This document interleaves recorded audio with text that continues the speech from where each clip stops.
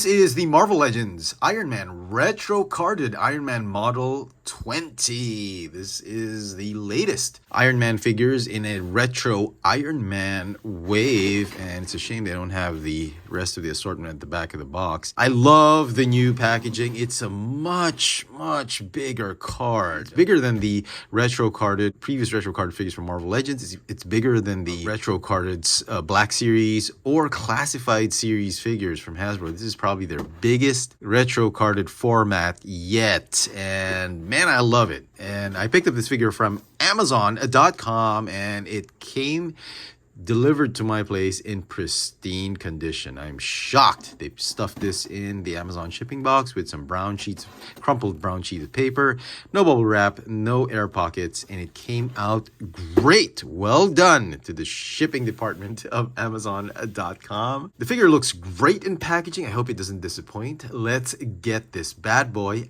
out of packaging.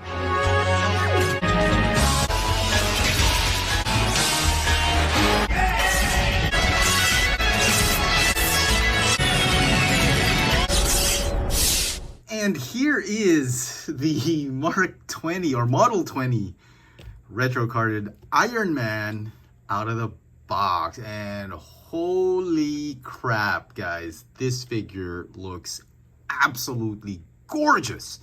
I could not stop posing and playing with this figure.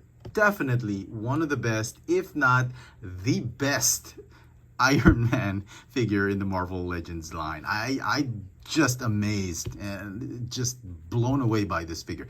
I have some issues with the figure. We'll get to that in a while. It's not a perfect figure, but suffice to say, this is one of the best ones, and I think this has got to be my favorite Iron Man figure for the Marvel Legends line at this point in time. Let's take a closer look at the details of this new retro carded Iron Man from the Iron Man retro carded series Model 20. Head to toe, the figure stands at about 17.5 centimeters tall, or about 6 7/8 inches tall. And for comparisons, you've got the Extremis Armor Iron Man and the 80 years anniversary, Marvel 80 years anniversary classic retro looking Iron Man. And out of the three, he is the tallest. He's tall, about half a centimeter taller than these other two figures. And let's just talk about paint quality and color of plastic very quickly. And as you can see, this one, well, he has some gold paint here and there, but he now uses the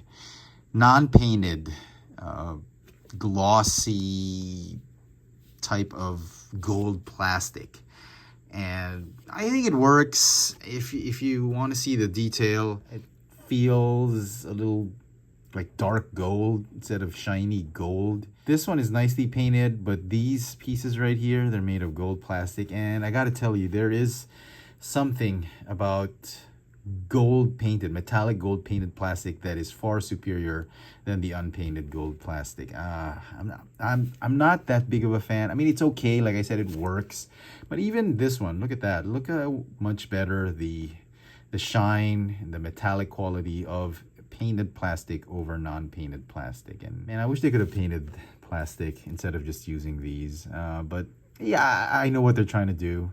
Trying to save money on paint so that there's less inconsistency, less quality issues. Okay, it bugs me that these two still have the superior look paint apps in terms of the gold finish. The figure does come with some 4 blast effects, which something we've already seen from the Riri Williams figure and all that. It's nothing new. He does come with a pair of fists and a pair of repulsor blast hands. And one of the things that really bugged me with this figure is the repulsor hands.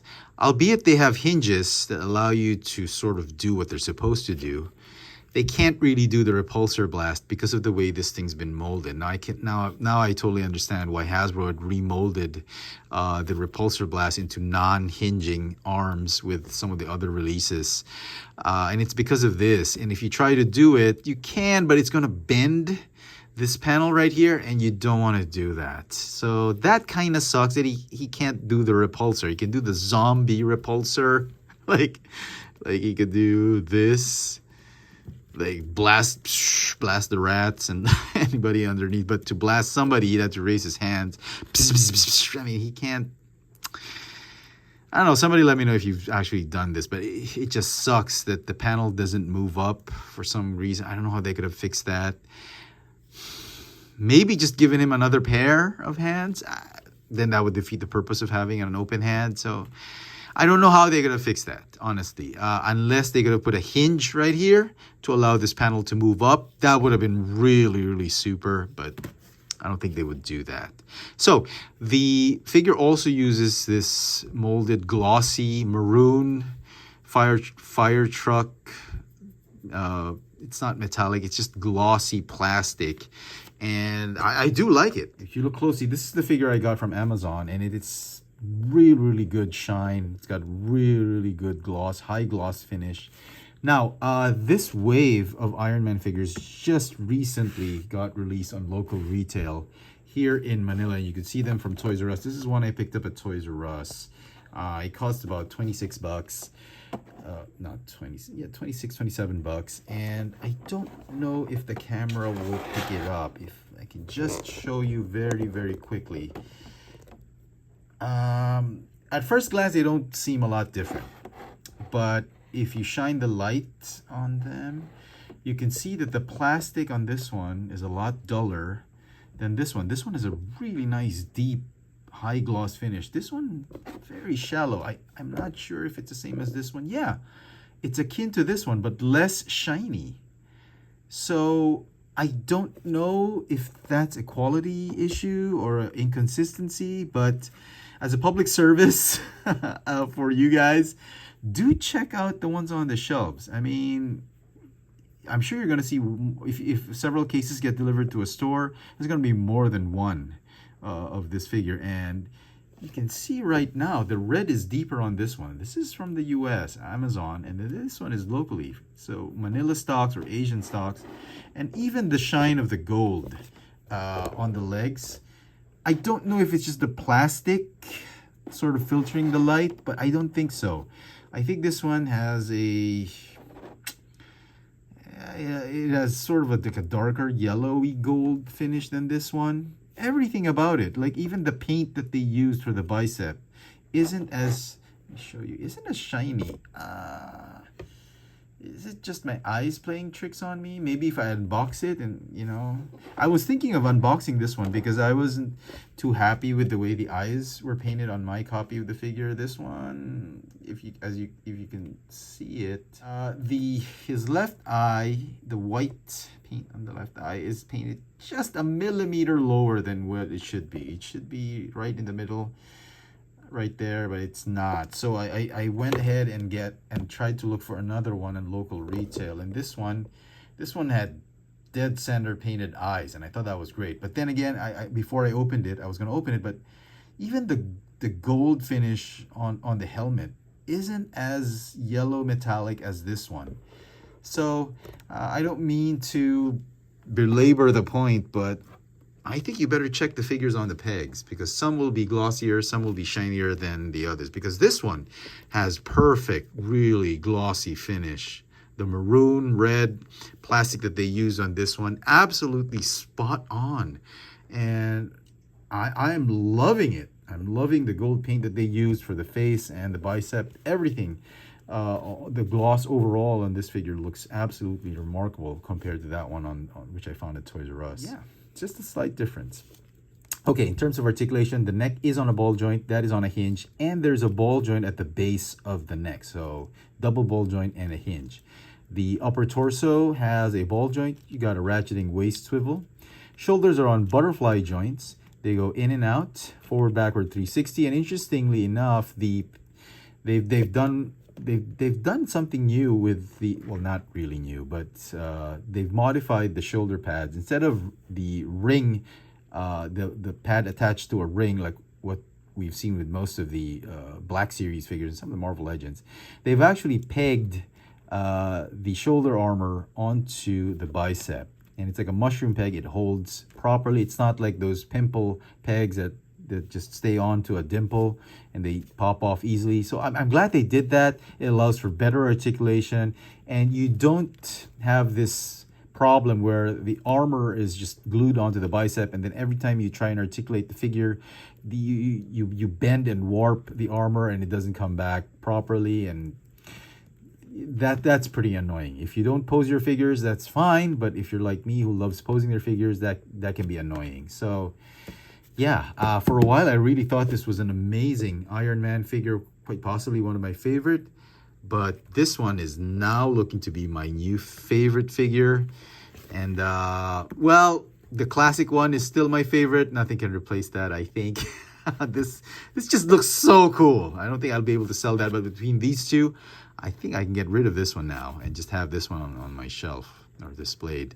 Anyway, the hips are on ball joints. You can do the splits. You go forward and backward. Not exactly backward because the way the glutes have been sculpted, yeah, hinders that. You got a thigh swivel. Double jointed knees. This one has pins. I'm not sure if it was on purpose because this one is pinless. You get to see the pinless tech, but I think they put the pin there because the sculpt involved having a round like joint right there. There's indentation, I guess. They figured, you know, if they made it pinless, it wouldn't work. It wouldn't look as good. So, okay, I get that. Forgivable. This one, same. You got the ankle hinge that goes up and down. And I've got the rocker pivot. Does it have a swivel? Yes. The ankle or calf, there is a presence of a swivel right there. You can rotate that foot. So overall, just an amazingly sculpted, well articulated, great paint apps, great color choice for this figure. You can see the sculpting here on the pseudo wings. Every inch of this figure is sculpted beautifully, and if I recall correctly, this is something like what Toy Biz did more than a decade ago, almost a decade and a half ago, I think almost 2 decades ago, where they had the base with the Ultron heads and all that. If you know what I'm saying, this is the same, well, that's what they were trying to do, but that figure was the dull colored maroon plastic. Like if you can imagine this one not being shiny and glossy, that would look like. I used to have that figure, but it went sticky and the joints just were loose, and or some were too tight, some were too loose. I had to get rid of it. I got rid of it more than 10 years ago, I think. So I'm kind of glad they did this. I'm pretty sure they're going to re-release this figure once again as a 2-pack or with a base or something, like as a deluxe figure, or maybe as a repack. I don't know, but I would love to see a re-release of this figure with better repulsor hands, maybe an alternate head, maybe a base, I don't know, and probably better blast effects. These are like the puniest blast effects. I mean, they could have given us this big ass blast effect that we had with this one. So some final thoughts on this Iron Man retro carded Model 20 Iron Man figure. I absolutely love this figure. I think this is my new favorite Iron Man figure from the Marvel Legends line.